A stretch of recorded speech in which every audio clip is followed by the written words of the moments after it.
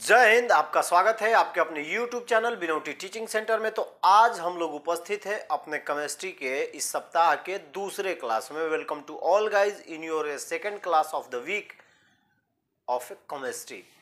हम लोग अभी पढ़ रहे हैं chapter 3 metal and non metal, जिसमें मैंने आपको धातु अधातु के बारे में डिस्क्राइब करके उनके केमिकल प्रॉपर्टी, फिजिकल प्रॉपर्टी यानी रासायनिक गुण, भौतिक गुण, उनमें डिफरेंस और इनके बीच की अभिक्रिया, किनके, धातु और अधातु के बीच की अभिक्रिया यानी reaction between metal and non metal clear करा चुका हूं। आप लोगों को उम्मीद है कि समझ में आ गया होगा, किसी प्रकार की कोई दिक्कत नहीं होगी। यदि आपको कोई दिक्कत होती है तो बेझिझक आप लोग कमेंट बॉक्स में कमेंट कर दीजिएगा, मैं उसको फिर से एक बार डिस्क्राइब करने की कोशिश करूंगा।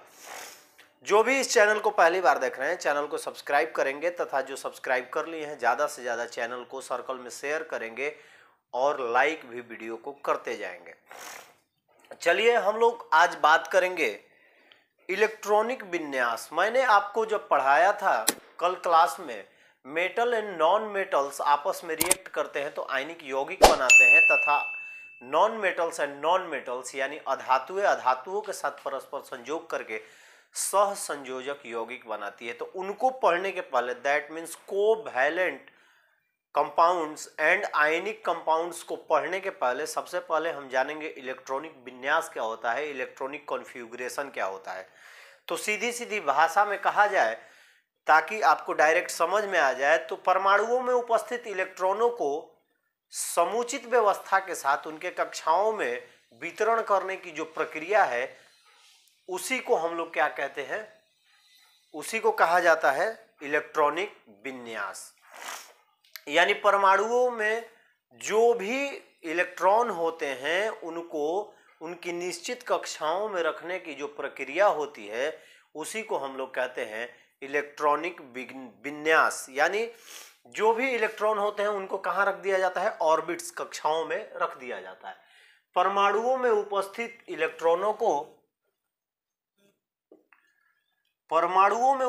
इलेक्ट्रॉनों को उनके समुचित कक्षाओं में वितरण करने की व्यवस्था इलेक्ट्रॉनिक विन्यास कहलाता है। Electronic configuration is defined as the distribution of electrons into the orbits of an atom. यानी मान के चलिए कि हम लेते हैं सोडियम 11, क्लोरीन 17, अब इनको लिखते हैं तो 2, 8, 1, 2, 8, 7। यानी इनमें उपस्थित इलेक्ट्रॉनों को एक निश्चित कक्षाओं में जो रखने की व्यवस्था होती है उसी को हम लोग कहते हैं इलेक्ट्रॉनिक कॉन्फ़िगरेशन या इलेक्ट्रॉनिक विन्यास।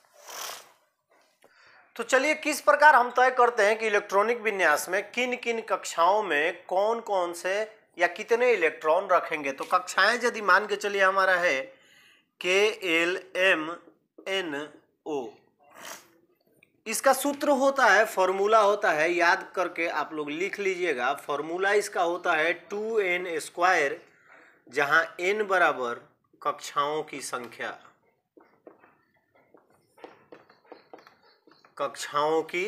संख्या, यानी n बराबर क्या होता है, numbers of orbit, number of orbits. यानी हम लोग n की जगह पर कक्षाओं को रखते हैं, जिससे हमारा ज्ञात हो जाता है कि किन कक्षाओं में हमको कितने इलेक्ट्रॉन रखने होते हैं। तो चलिए हम लोग देखते हैं, एक डेमो लेते हैं।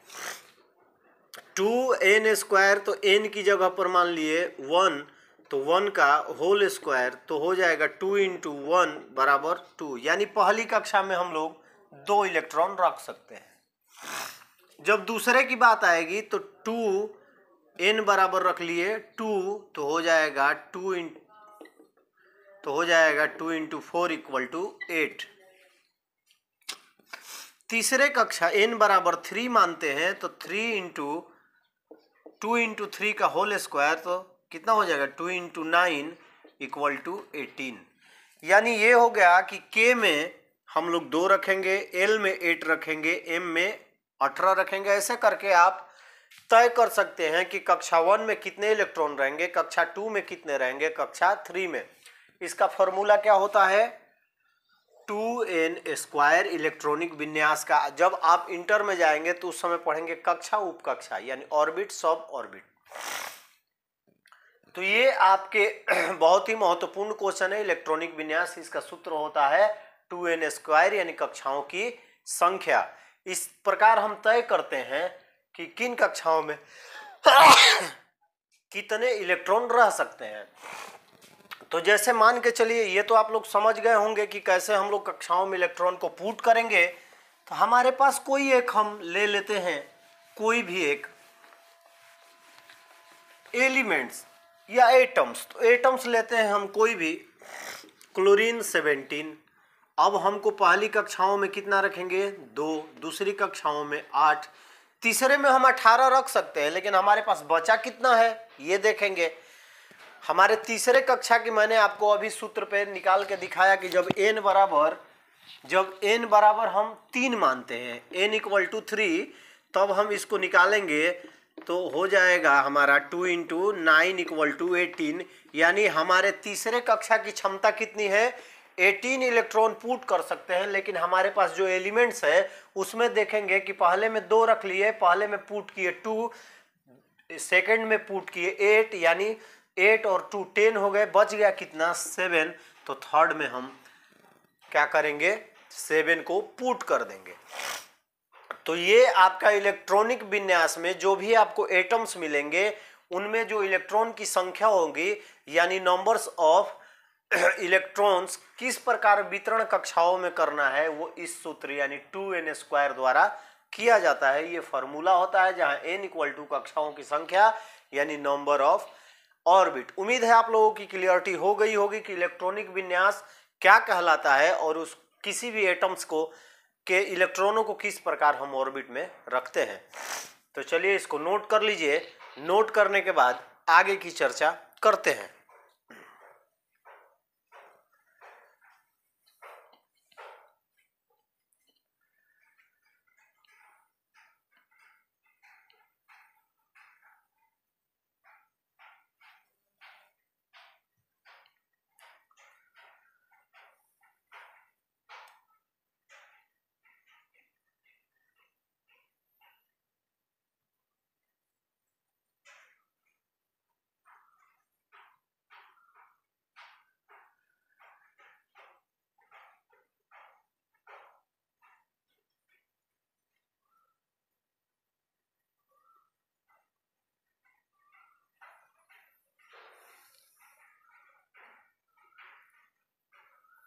जैसा कि हम लोगों ने पढ़ा इलेक्ट्रॉनिक विन्यास, तो चलिए अब हम कुछ ऐसे तत्व हैं जो कि क्रियाशील नहीं होते हैं उनके इलेक्ट्रॉनिक विन्यासों के बारे में जानेंगे।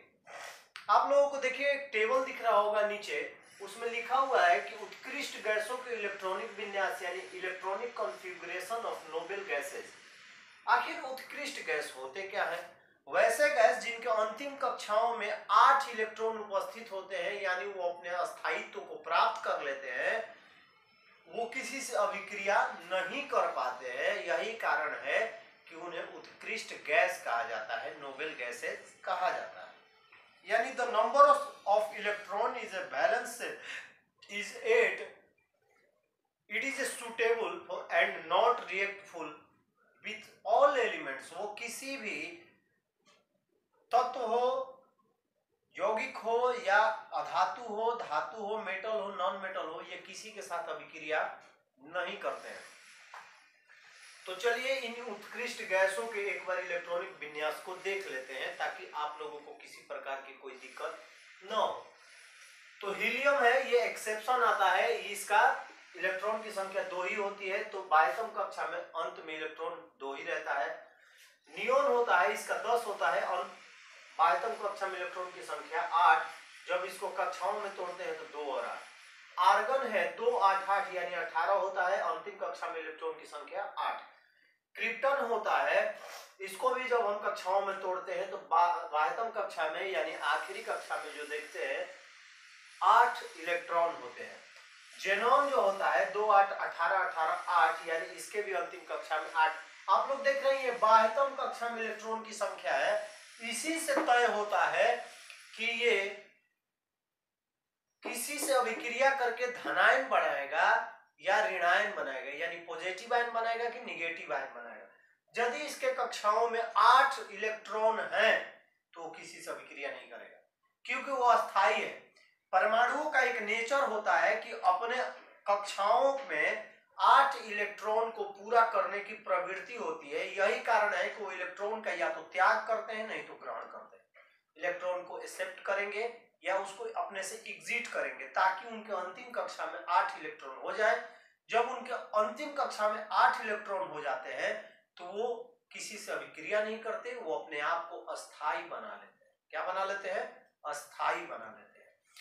तो जिन परमाणुओं के अंतिम कक्षाओं में यानी वैलेंस ऑर्बिट में 8 इलेक्ट्रॉन रहेंगे वो क्रियाशील नहीं होते हैं। तो वो है कौन से? उत्कृष्ट गैसें हैं, जिनके सामने आपके टेबल लिखे हुए हैं, इनको नोट कर लीजिए। उसके बाद हम कुछ और जनरल कंपाउंड से जिनके इलेक्ट्रॉनिक विन्यास के बारे में पढ़ेंगे, फिर आगे की चर्चा। इसको नोट कर लीजिए।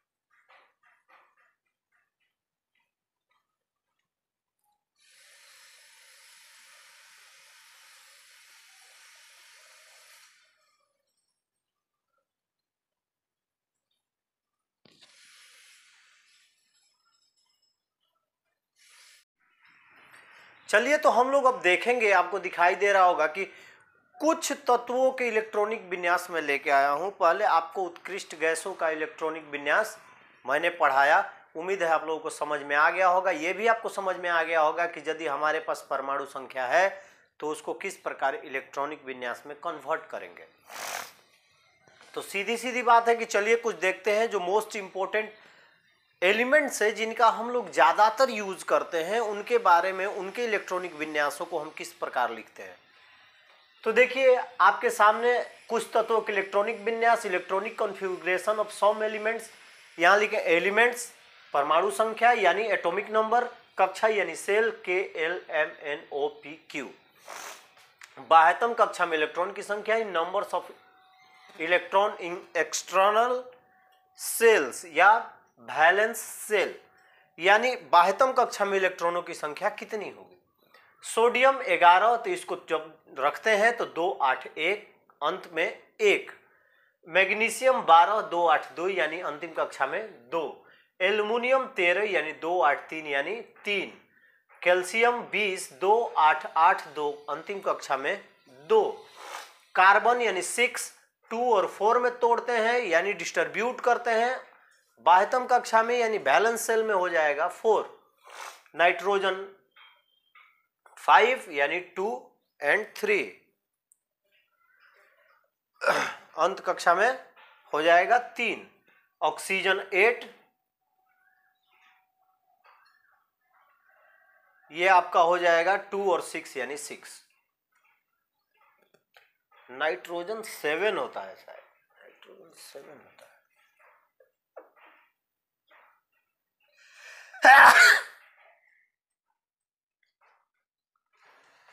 ये आपके अंतिम कक्षा में हो जाएगा 5। नाइट्रोजन 7 होता है। ऑक्सीजन 8 यानी 2 6 यानी बाहरी कक्षा में 6। क्लोरीन 17 2 8 7 यानी 7। ये आपके अंतिम कक्षा के इलेक्ट्रॉन क्या दर्शाते हैं, ये आप लोग अभी तक क्लियरिटी नहीं हो पाई होगी कि अंतिम कक्षा के इलेक्ट्रॉन, अंतिम कक्षा के इलेक्ट्रॉन, बाह्यतम इलेक्ट्रॉन होते क्या है। यही तय करते हैं कि ये अपने इलेक्ट्रॉन का त्याग करेंगे या इलेक्ट्रॉन को ग्रहण करेंगे। मान के चलिए हमारे पास 1 रुपया है, सोडियम के पास अंतिम कक्षा में 1 रुपया है, मैग्नीशियम के पास 2 रुपया है, उसके बाद एल्युमिनियम के पास 3 रुपया है। तो यदि हमसे कोई 1 रुपया मांग रहा है या जरूरत पड़े कि 1 रुपया मेरा गिर गया, तो मेरे को कोई अफसोस नहीं होगा, क्योंकि आदमी सोचता है चलो 1 रुपया गिर गया, 2 रुपया गिर गया या 3 रुपये गिर गए, तो 3 रुपये गिर गए तो अफसोस नहीं है, चलो जाने तो 3 रुपये गिर गए। लेकिन यदि हमारा 7 रुपया गिर जाए तो हम एक बार सोचेंगे अरे यार 7 रुपये गिर गए या 6 रुपये मेरे गिर गए। यानी जैसे जैसे हमारा अमाउंट बड़ा होते जाता है उसी प्रकार उसकी कैरिटी जो होती है वो हमारी रिस्पॉन्सिबिलिटी बन जाती है। तो मैंने आपको जब पढ़ाया था धातुओं के रासायनिक गुण में, तो मैंने बताया था कि धातुओं के अंतिम कक्षाओं में 1, 2, 3 इलेक्ट्रॉन पाए जाते हैं, इसी कारण ये अपने इलेक्ट्रॉन का आसानी से त्याग कर देता है, ये दानी होता है। आप लोग एक बार फ्लैशबैक में जाइए, और जब मैं धातुओं के केमिकल प्रॉपर्टीज ऑफ मेटल्स पढ़ा रहा था तो मैंने आपको बताया था। लेकिन अधातुओं का उल्टा होता है, उनके अंतिम कक्षाओं में 4, 5, 6, 7 इलेक्ट्रॉन पाए जाते हैं। यही कारण है कि वो अपने इलेक्ट्रॉनों को 8 बनाने के लिए ये क्या करते हैं, ग्रहण करते हैं। तो याद रखिएगा कि वाह्यतम कक्षा में इलेक्ट्रॉन की संख्याओं पर ही किसी तत्व के क्रियाशीलता निर्भर करती है कि वो कितना क्रियाशील है या क्रिया करेगा। तो इसको नोट कर लीजिए। और साथ साथ अंतिम कक्षा में उपस्थित इलेक्ट्रॉन को ही संयोजी इलेक्ट्रॉन कहा जाता है, दैट मीन्स वैलेंस इलेक्ट्रॉन कहा जाता है। तो इसको नोट कर लीजिए, इसके बाद आगे चलते हैं।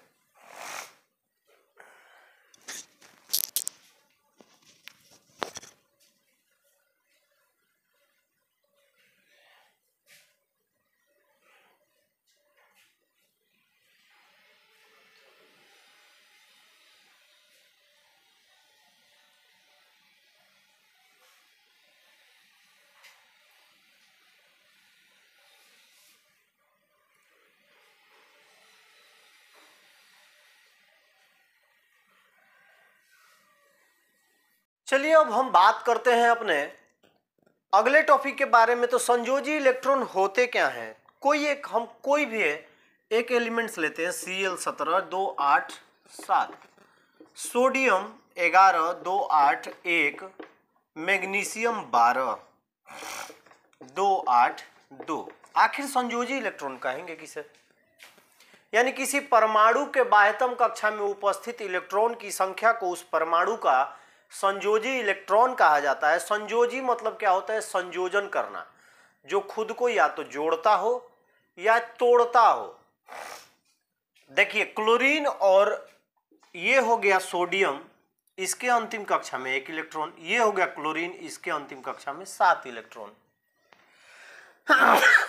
कोई यदि क्लोरीन को कहेगा कि तुम अपना 7 दे दो तो वो नहीं देगा, क्योंकि उसके ज्यादा हैं। लेकिन सोडियम के पास 1 है तो ये क्या करेगा, ये इसको दे देगा, तो ये बनाएगा Na+, और ये जब ले लेगा 1 तो इसके कितने हो जाएंगे, 7 1 8, तो ये बनाएगा Cl-। अब इसके भी 2 8 यानी 10 बच गए, और इसके हो गए 2 8 8 यानी 18 हो गए। यानी वो इलेक्ट्रॉन जो किसी परमाणु के सबसे बाहरी कक्षा में पाया जाता है उसी को हम लोग वैलेंस इलेक्ट्रॉन या संयोजी इलेक्ट्रॉन कहते हैं।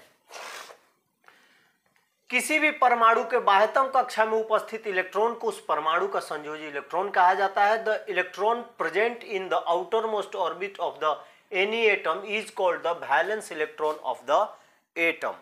ये आपका इस चैप्टर का आज के दिन का अंतिम टॉपिक है। इसके बाद हम लोग पढ़ेंगे अष्टक नियम क्या है, धनायन किस प्रकार बनते हैं, ऋणायन किस प्रकार बनते हैं। तो चलिए आज के लिए बस इतना ही। तब तक के लिए आप सभी को जय हिंद। अपना ख्याल रखिए, बड़ों का सम्मान कीजिए, इसको नोट कर लीजिए। यदि आप लोगों को कहीं दिक्कत होती है तो एक बार कमेंट बॉक्स में कमेंट जरूर कीजिएगा।